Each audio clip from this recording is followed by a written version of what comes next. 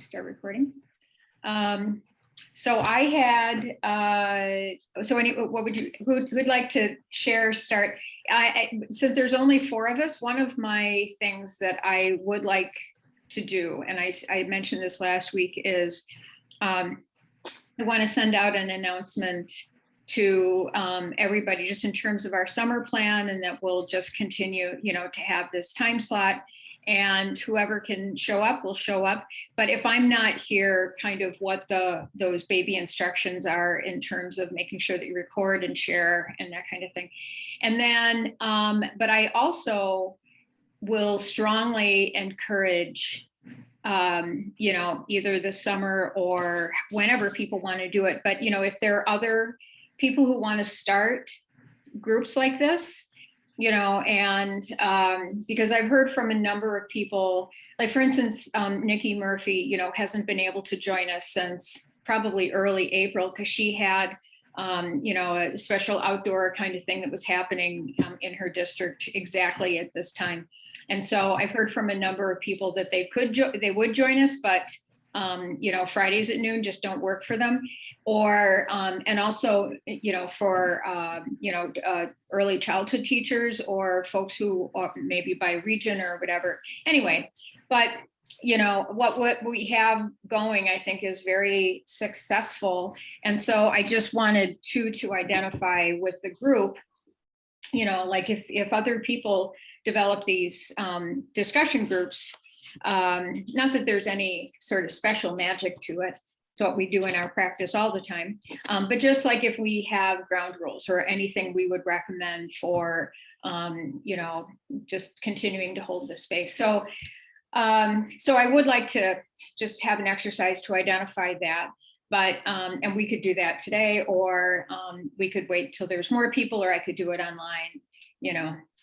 Those of you who have been with me for the last few weeks know I've been talking about this, and so not like, like it has to be done any certain way. I did, however, as I mentioned that, I did purchase there's some end of the year money that the university was going, spend this money or it's going to evaporate. So we all got out our purchase orders. And one of the things that I did purchase was a year of Mentimeter, the presentation software, that what I like about it that the other technologies don't seem to be able to do is that sort of real-time interaction. So of doing like word clouds, and with Zoom, we're limited because we can do surveys or we can do polls, but that's really about it.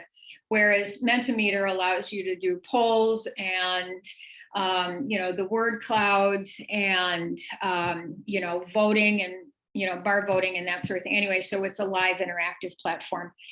And so I was thinking we could try that out as a way for everybody to kind of contribute their thoughts on what are good ground rules.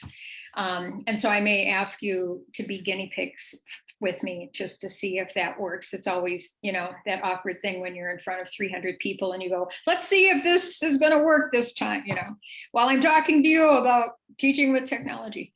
So anyway, so just my random thoughts there about somehow are gathering ideas for ground rules for perfect connection like discussions. So that's my need.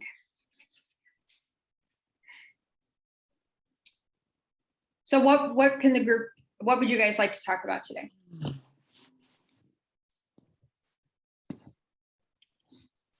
I guess I didn't have anything specific. It's like, I'm done. So I'll contribute. Yeah. I didn't have anything specific, but I'm done and started again. Our summer session started this week. What are you guys offering in the summer? 4 classes, a baby, 1s, 2s, and 3s, very cleverly named. You got to be by June 1st to be in the 1s, etc. And of course, our first classes were Tuesday and Wednesday. And Wednesday was the last day of school for the district. And so the superintendent put out new summer COVID protocols that start yesterday. And it's like, but we just started. And so we had to kind of, I don't know, decide how are we going to kind of incorporate this into our classes and make sure all the parents feel really comfortable and not like they've had a little bit of a bait and switch. Because at least in my class I'm doing the 1-year-old class, and because of COVID, it was limited to 6. And I think 4 of those parents, like this is the first thing they've done, you know. I mean, it's really, they're thrilled to be there, but like we haven't done this since before my baby was born. So just trying to, you know, this, you know, the email went out of like masks are no longer required. And trying to kind of follow up with that of like, masks are no longer required. And yet here are the things we're going to do to make sure that you're safe and feel safe and comfortable and blah, blah. So are you guys as adults still wearing masks? They're not required. I know that. My just kind of making the choice for ourselves, the children's teacher, me, and our para are all like, yeah, we're going to wear masks. Because the little ones obviously are not vaccinated. Mm-hmm. So, and I'll just kind of, you know, see what the choices are in the parents and the other adults who come into the building. So anyway, there's just been a little scramble, and you know, we had the huge waiting list, which was, you know, wonderful and a bummer, you know, and so we're like, do we double the size of our classes? That feels like a lot of bodies. And I don't know, it was just a lot of conversation within about 24 hours of like, okay, what is summer going to look like? Because it's different than what I thought it was going to be a week ago. So. Yeah, our summer program doesn't start till mid-July, so I'm hoping stuff is worked out a little bit before then. You know, and MDE put out their guidance at the end of May, but I don't know if it just took that long to have a conversation about it, or whether it was, you know, an intentional on the part of the district to wait to make any summer announcements until school was over. Mm-hmm. You know, which would kind of make sense, not to confuse people, but it meant that like, we here in community ed, we're underway already. Mm-hmm. So it would have been nice to have gotten a heads up.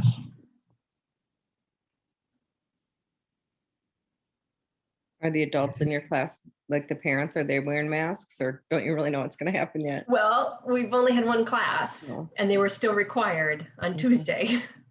And so we'll see next week. I don't know.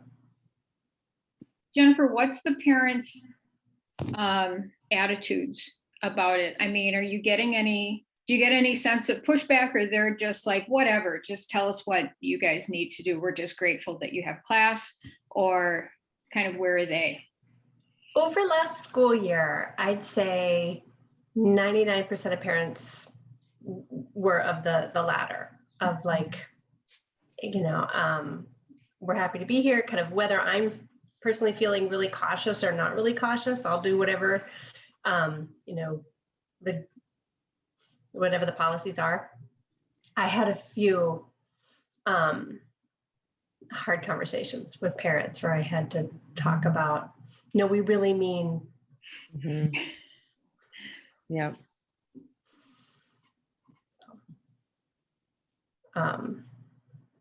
But in, you know, it went okay. It was just interesting. There was just kind of in 1 class where it was a little like, come on, gang, please don't make me have this conversation. But vast majority parents were totally on board. Mm-hmm. I wonder if those conversations, I just always think of the 1-to-1 challenge, and then sort of crowdsourcing the solution from the standpoint of opening it up to parents, like opening up to the whole group to talk about like the masking thing in a way that it doesn't, so you don't want to point the fingers at the people who aren't doing it. And definitely there are those conversations that work well when they're separate and they aren't part of the group, and then they're just diffused and everybody is fine, or they're heightened enough that the person doesn't come back, right? And you don't necessarily want to make that public in a group. But then there are other times when it's just like, I hear what you're saying. Let's bring it up let's talk about it in the group, and let's hear how everybody is feeling about it. And then that can kind of, I don't know, just reinforce the sentiment about safety. And, and sometimes hearing it from another parent versus hearing it from the teacher, depending on the parent, can be a good way to hear it too. Yeah, spot on. And it was, all of that. In the beginning of the year, I was still anxious. I didn't know what this was going to feel like, and we're going to be in person, and I'm glad, but I'm, and I did have, in one class, some pushback, and I was very anxious about how do I handle this, and, both with my own just kind of health anxiety, but also I'm trying to have a relationship, and I don't know these people, and went to one of the retired PEs in the district that I kind of know, and got her advice, and kind of just the sorts of things you were saying. Well, one thing that was hard is because we're trying to distance, you can't have that little kind of shoulder conversation during the parent-child time. And that was really hard all year, of not being able to feel like we could get close for a quiet conversation. But her recommendation, we were, I don't know how far into the year last year, maybe it was just still October, was to just have a little mini check-in survey of like, what are you feeling good about in the class? What would you like to change? And it only took two, not very many, but two parents to say, I'm kind of concerned about masking or whatever. Say, I'm hearing from the group. Mm-hmm. There's something came back from the group, and that helped a lot, because as you said, Susan, then it didn't have to feel like it was coming from me. It was just something we've noticed. And I know one parent did, as as the example, what you just touched on, did leave, because this was not my intention. It was just kind of biffed, but she felt called out, even though I was actually talking about somebody else in the group. I wasn't meaning to talk about anybody, but I didn't have her in mind at all, but she thought I did. And she felt called out, and, I apologized. That was not, but she's like, I just don't think this is going to work. And she left. I think it's such a sensitive subject for some people. And then some people are so on one side and so on the other side to come to that, agreement. We had, I had the same issues, some people have it down here, and you're in the parent room and other parents are like super uncomfortable. So I had to have those conversations. I had one dad in particular, he was in the preschool program, so he wasn't on site except for on the last day when we were outside, but he just had this attitude of, that's ridiculous that they're wearing masks. And he made it very clear to his 4-year-old. And the 4-year-old made it very clear to other kids. And so it just kind of became a thing. Yeah. So that was probably the only one that really gave us a lot of grief on the mask thing. Mm-hmm. But I like that idea of kind of surveying the group and, saying, oh, I've heard from the group, kind of takes it off your shoulders. Right. Yeah. Yeah, and I'll admit too, I'll use the word I've heard from the group, and that means I've heard from one parent or one student, and it's just like it's still legitimate because it isn't just me, but kind of presenting it as being an issue that the group can talk about. And then it's sort of like, and then nobody really knows who all talked about it or not, but hey, I say whatever helps facilitate our, ease in making this stuff happen, we use it.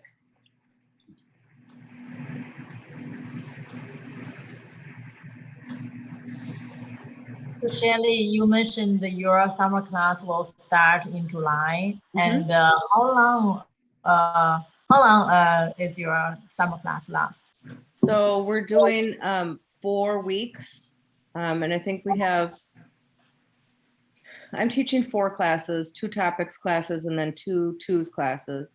And then there's another topics class and then a whole day of ones as well. So that will go for 4 weeks. 4 weeks. Mhm. So how do you feel like, because I have heard some districts, they do not have summer classes, some do. Mhm. And so how do you think, so is it like I mean, you see like Jennifer's summer class has a long waiting list. Mhm. On the other hand, I heard from other PEs, they say in the summertime families, they want to go outside. They do not want to join the summer class. So what do you think about? Well, we're full. I think our groups are capped at 8 adults.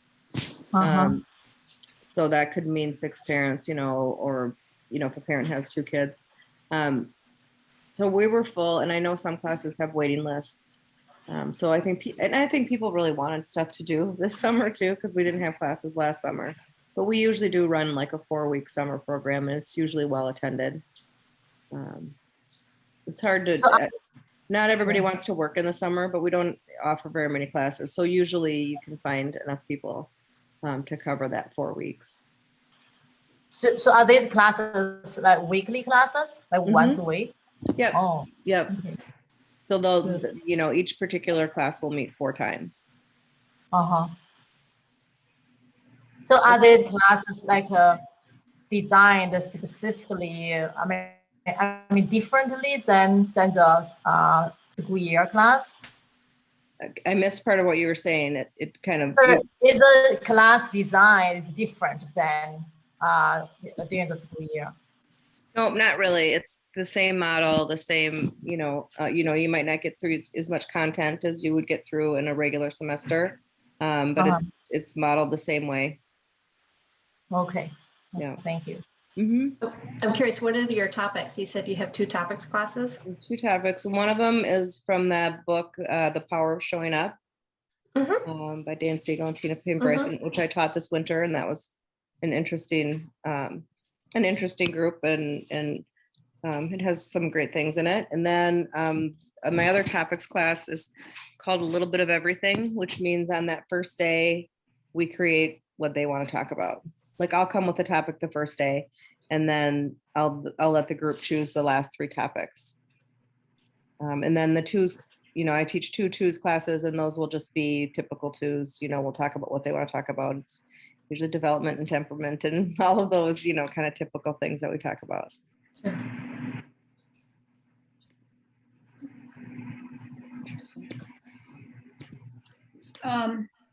So, oops, where's the chat? There it is. So there's that book. Yeah. So I love Dan Siegel, and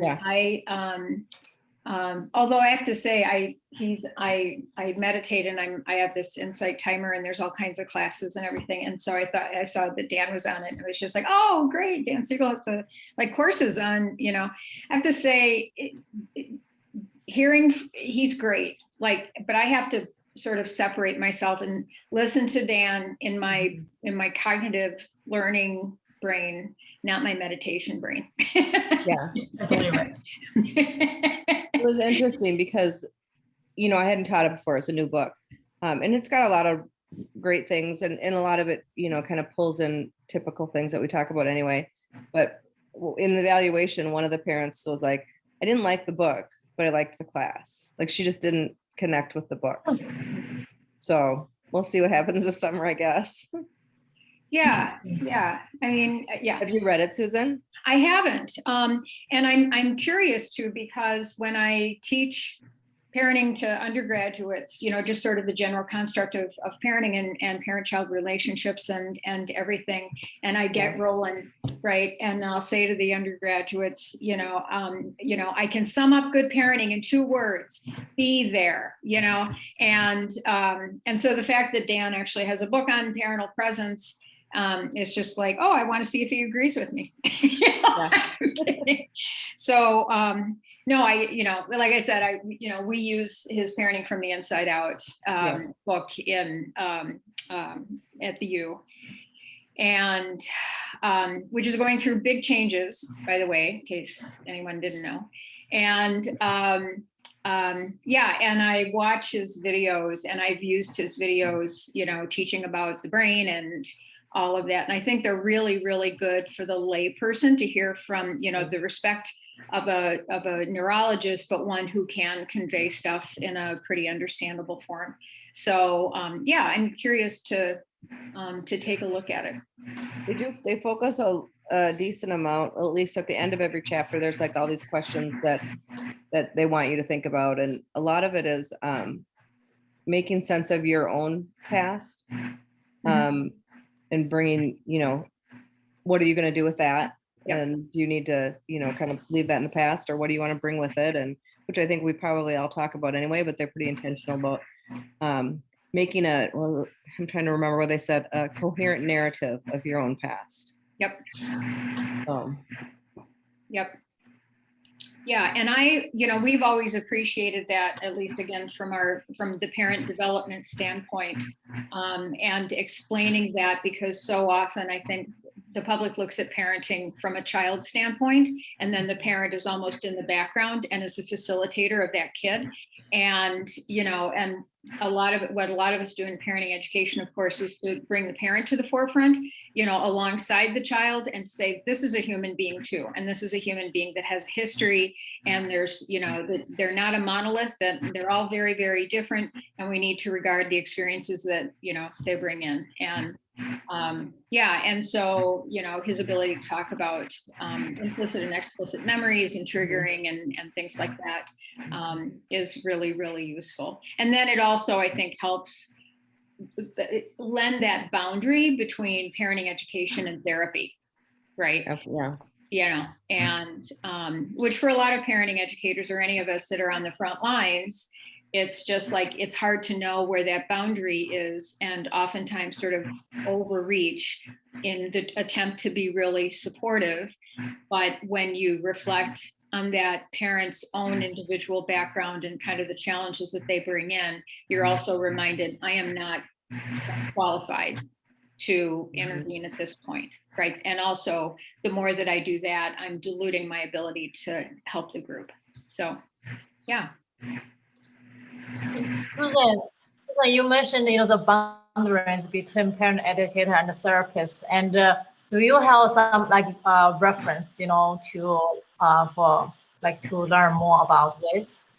I feel like what you said exactly, some concerns I had sometimes. Yeah, so there was an article in Family Relations, I think it was, well, gosh, it's almost 10 years ago now, but it was called Reconceptualizing Family Life Education. And the great thing that they do there, and this is written from people that are family life educators, is, there has long been this model of sort of from prevention to treatment, and where parenting education fits in. But it's kind of, and this is Bill Doherty, who is in our department, my department at the U, and it kind of is a hierarchical model that kind of puts parent education at the bottom and therapy and clinical work at the top. And what I like about what these folks with those sort of reconceptualizing family life education have done is they present more of this overlapping of sort of a Venn diagram of family education, family service, and family therapy. And so, and have really good guiding questions about, here's a scenario. Is this family service? Is this family therapy, right? Is this family education? And anyway, so I'll dig that up and get it to you, because like I said, that was really their intention, was to help really sort of lift up what family education actually is, and not that it's the bottom of anything, right? But how it is, and how it can relate to family service and family therapy, but has its own, principles around learning as opposed to principles of service and support and reduction of stress and providing families with resources that they need, and versus treatment and intervention and having a more clinical approach. So would that be? Thank you. Yeah, that would be great. I mean, if you can provide like a little bit more information, that would be great, because as you say, right, there are overlaps, between, because like family education also involve interventional strategies, right? So like, for challenging behaviors and such like, emotional management, right? I feel like there are some overlaps, and sometimes it's hard to distinguish the boundary, and how can we, just like handle this more specifically. So I feel, because I'm new, I'm really, I feel this is very important for me to have a clear, this concept. Yeah. Thank you. Sure. Yeah. And here it is. And of course, I tell you, my world completely changed when MacBooks added the Spotlight feature, where you could just search your entire hard drive for something. So there's the article right there, Conceptualizing Family Life Education.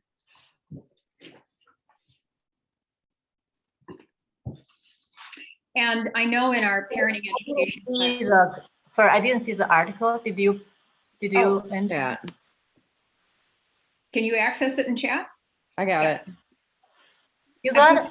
I'm in chat, but I didn't see this.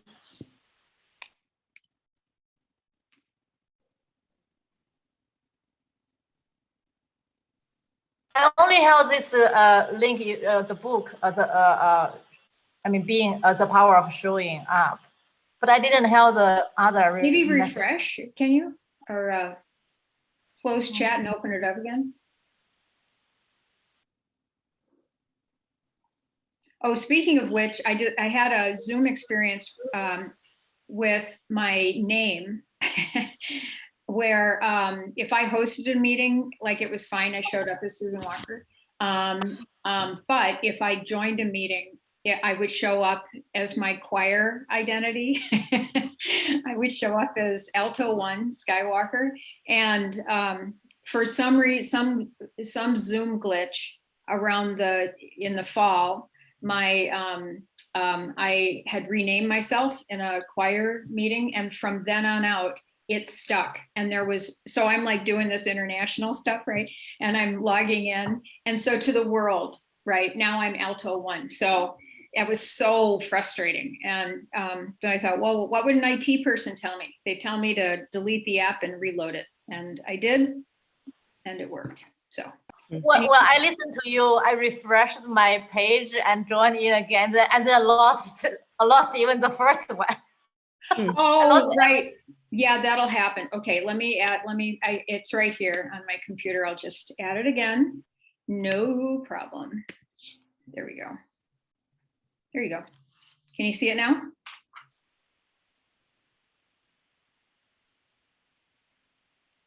Can you see it now, Yuji? No, I don't. Huh, that's weird. Well, I'll email it to you. And add it to the Google Drive. So, yeah. So, okay, so I have another question. This is a bigger question. I thought about it before, but I never bring it up to our group, right? But maybe because today we have less people, and maybe I can have this opportunity to mention it. Are you okay, Susan? Oh yeah, please do. Seems like you. Okay, so I have been thinking, because we are advocating family education for all families, right? So as me, I'm trying to develop a new program, ECFE-like program in another state. So from my personal experience, and I'm thinking like, I feel like if we have standardized curriculum, will be greatly helpful. Right now, like we are using the framework, right? Curriculum framework. However, that, for new teachers or for states, they do not have experienced parent educators, it will be extremely difficult to develop, the lesson plans, use only this, framework. And especially, so for my experience, I reached to several experienced parent educator to collect good resources, right? So during this process, I learned, so for some educators, they told me, they said, I said, oh, this is a great resource, right? And they would tell me, so these resources I didn't discover in the first 5 years of my teaching.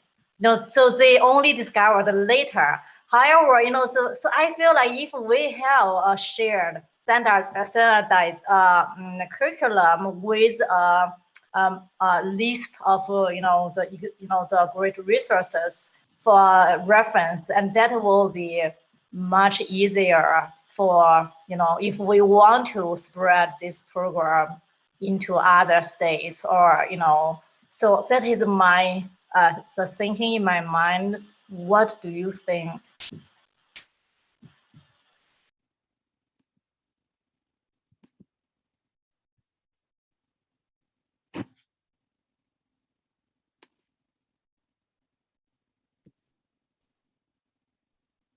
So, Yuji, could you just, so what, sorry. So what's your basic question? So my big is a standardized curriculum for Okay. parent education. So it make it easy to adapt, to other states or other communities, and also the resource list regarding to so resource list to help with new teachers Yeah. to make their lesson plan. Yeah. So they exist, right? I mean, there is a ton of standardized curricula for parenting education. State cooperative extension services have raising young children, and and so in fact, Montana State Extension, Sandy Bailey, I think her name was there forever as their family life specialist. I wouldn't be surprised if they have one anyway. But the point being is that if you're looking for a standardized curriculum, there are lots out there, and oftentimes, people will, because this is what, like, if you outside of Minnesota, for instance, if I was to say at the YWCA and I wanted to start a parenting program for new mothers or something, I would write a grant to United Way and I would say, this is what I want to do, right? And then I would, well, me being me, I would create it myself, but I would, if I'm not, right, what I would do is I would get together probably 10 different curricula. I would do a review and I would vet it, and I would find one that I felt met my needs, and I would put that into my proposal and say, this is the curriculum that we're using and this is why, and stuff like that. And then I can adjust my budget resources. So, one thing we never want to do is to recreate the wheel. And so if you're looking for standardized curricula, they exist. And what a lot of independent educators will do is they will pull from various standardized curricula. So like How to Talk So Kids Will Listen, ones like that. And there are components of them that are really good. So it's kind of like a smorgasbord approach to I like this from this one, I like this from this one. And so it's not completely original, but it is sort of choosing the best. Like, this is a great way to teach brain development, this is a great way to teach whatever. So there are the efficiencies, right? And then even in Minnesota, and Ellen has been really helpful with this, as within districts, when somebody would create a lesson plan or would create, curricula to teach a specific thing, then there's that idea of sharing the curricula across from district to district. So again, Jennifer wants to teach something about, parenting for LGBT parents. And so rather than creating that, she hears that Elizabeth Hudacek in St. Paul has already done that. So then she can reach out to her. So I don't think I'm really answering your question, but I'm just sort of expounding on the availability of standardized curricula. This is very exciting. I have not saw an existing curricula for parent education yet. I only have this really? framework. Yeah. Yep. Well, and there are tons of commercial products, right? I mean, there's the nurturing curriculum, it's all about child abuse prevention, it's just like, you name it. You want to teach parents about substance abuse prevention with their kids, there's a curriculum for that. You want to teach parents about discipline and guidance, there's 98 curricula for that. So they're out there, and there are companies, of course, that have copyright them, and they're making big money off of them. I mean, there was the whole STEP curriculum, the systematic training for effective parenting. There's, Love and Logic. There's, and so these are ones too that have been on the market. They've been, sort of developed, tested, evaluated. And so it's a whole package. In fact, in my age, we would get a box. You'd get a boxed curriculum. Literally, you would get a boxed curriculum with workbooks, with an instructor's guide, with workbooks, with handouts that you could duplicate, and with evaluation sheets at the end. And so it was like curriculum in a box. So are these free online? Can I find it? All of the above. I don't, I think that you could probably even find them in your library, depending on, or if there's a family resource center or something like that.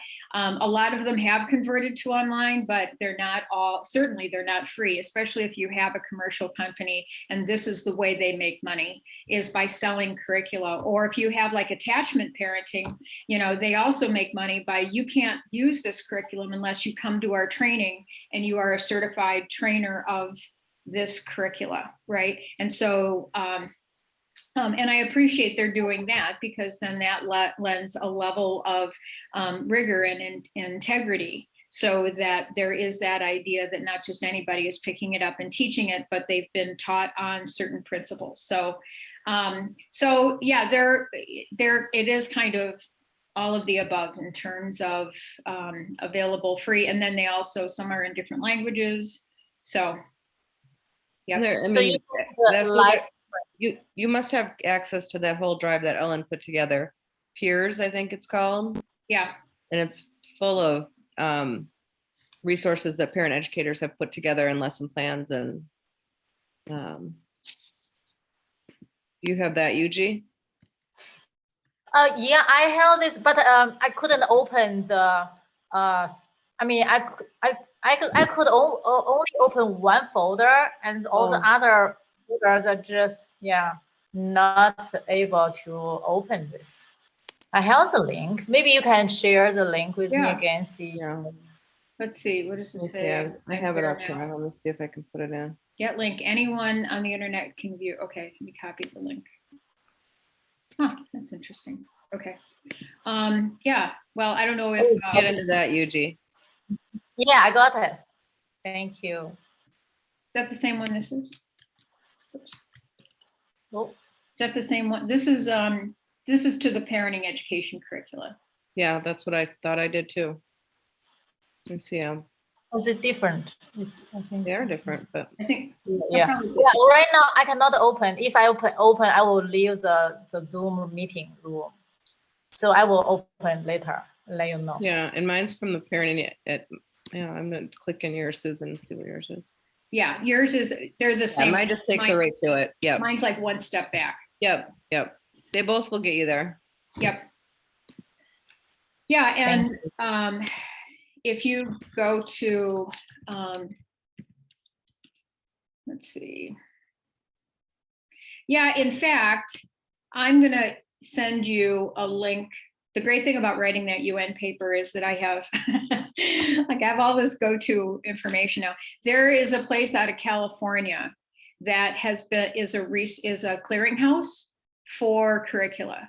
And you can type in what you're looking for, because what they've been set up to do is exactly that scenario that I offered, that if I'm writing a grant and I need to find a good curricula to teach whatever, they've already gone through all these different type of curricula, and they've vetted them in terms of, is there evidence base behind them? Who have they been tested on? Things like that. And then it sort of helps me find them. So I'll send you that link too. And then your socks will be knocked off for the availability of parenting curricula that are out there.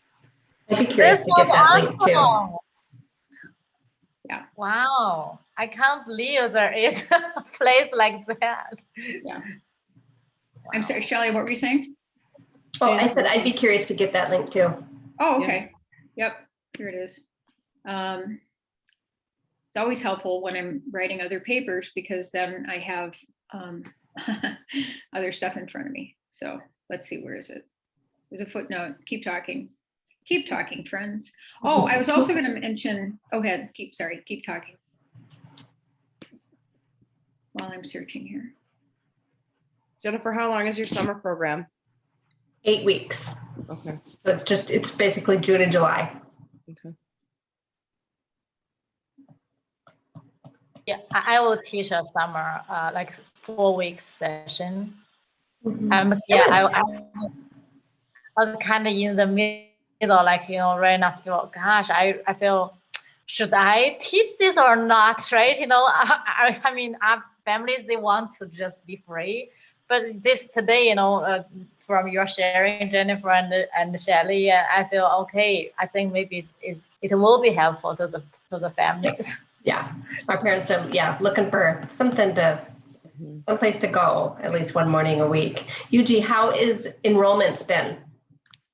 Oh, thank you for your question. This is a very good question. I mean, I have 5 families in my class, and did you say 5? Yeah. Okay. 5. Yeah. So the thing is, we are not doing anything like for marketing in the school district. That was why. So I talked to the supervisor, and he agreed during the summertime. So I'm going to prepare for a presentation, and then we will talk to. He will organize a meeting, so we can talk to the some people in the district, right? I do not know who we will talk to. Maybe the superintendent. I asked if it's possible we talk to the board of education, and he also mentioned maybe the elementary school principals and the school counselors, and there's a family association. They call it FIT, Family Involvement Team. So that is, that is a current plan. During the summertime, we will talk to them, and then we will keep like a September available for the marketing, and then we will start in the October for the fall semester. So that is the current plan. I hope it will, happen like he said, because he said that before, but never happened. Yeah. So yeah. Yeah, fingers are crossed. Mm-hmm. This is Conan. He's being naughty. Oh, Jennifer, I have to mention too your Facebook post on your kids' graduations. Yes, thank you. Yeah, a lot of changes in the Wenner house this summer. Who graduated from where? My my daughter graduated from high school and is heading off to Chicago in the fall. And my youngest graduated from 8th grade and is headed to high school in the fall. So. Where in Chicago is your? Loyola. Okay. Yeah. So it's been a lot of fun stuff.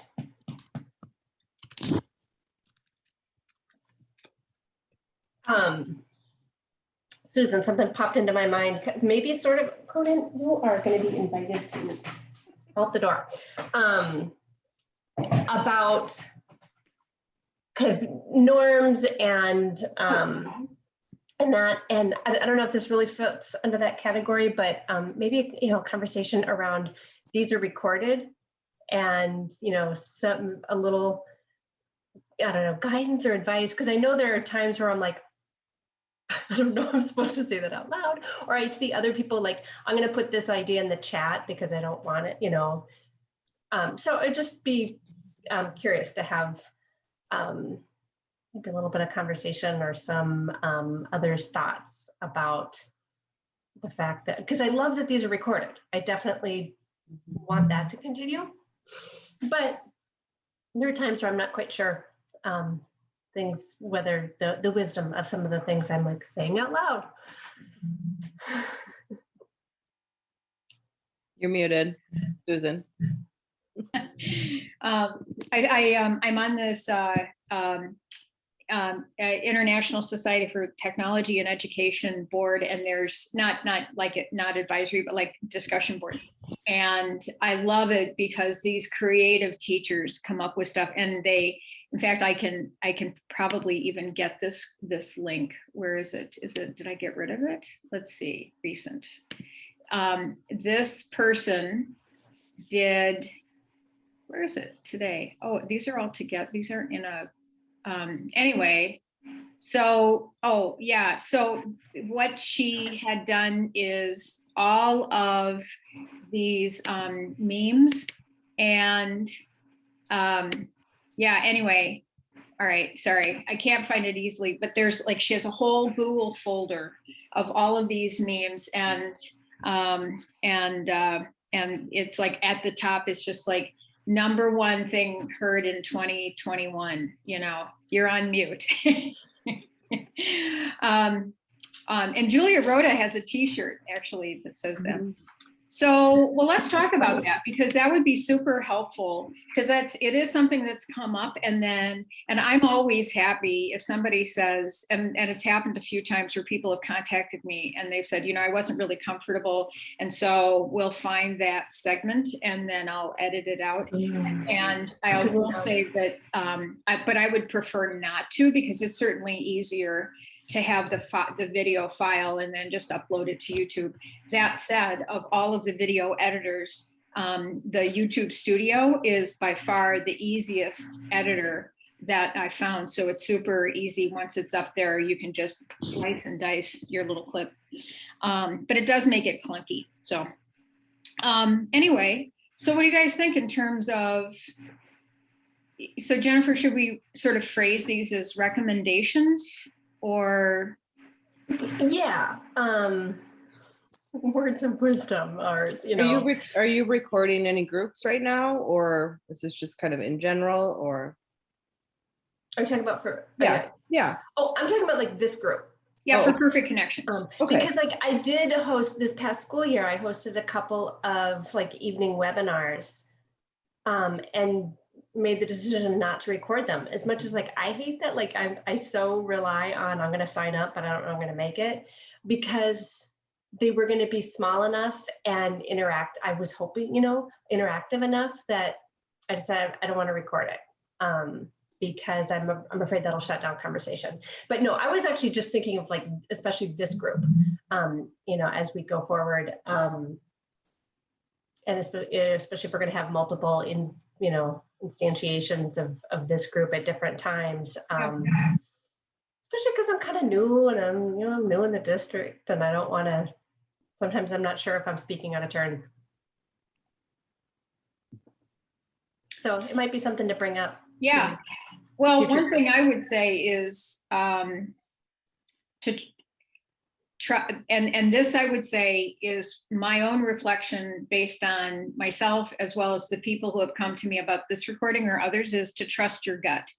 And so if before you speak about something or after, you just have a really queasy feeling about somebody else hearing it, or a particular somebody, which is usually the case, is that there have been folks who have attended who they're concerned that this particular person, as low probability as it is, but this particular person will hear it, right?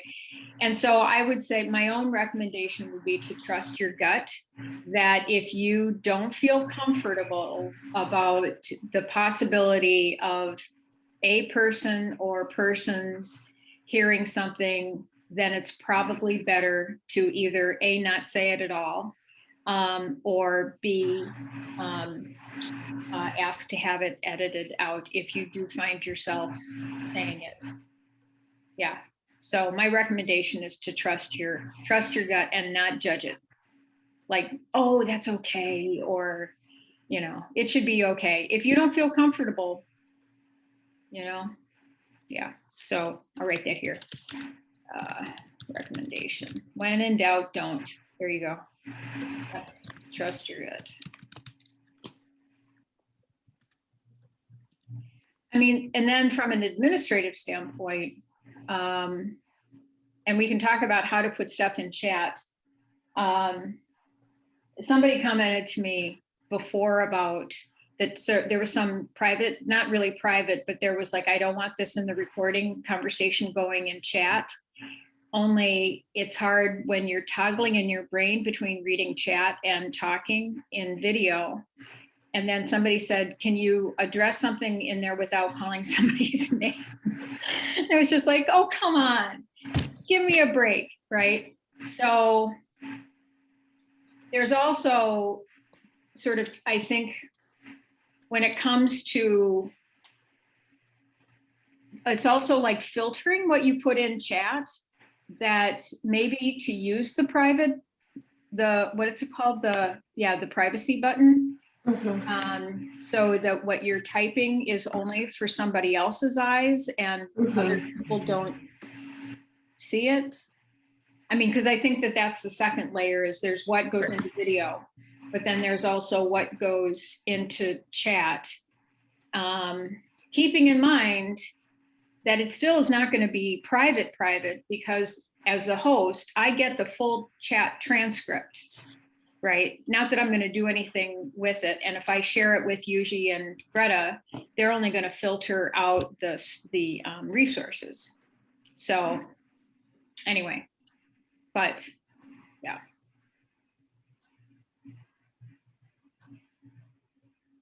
I don't know. What else?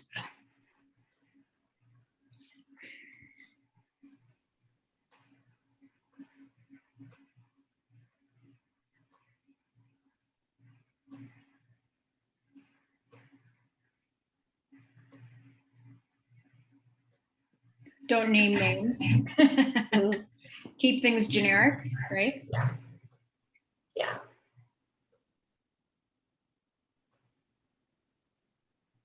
I mean, I would imagine too, there's a certain principle of, even though this is a supportive group and professionals, I mean, what are those guidelines we use in our heads when we're talking to parents, or like when we're facilitating a group, right? We're usually very careful to keep things in a very generic framework and not be terribly specific by saying, and Bob asked me to tell you, Yeah, that's helpful.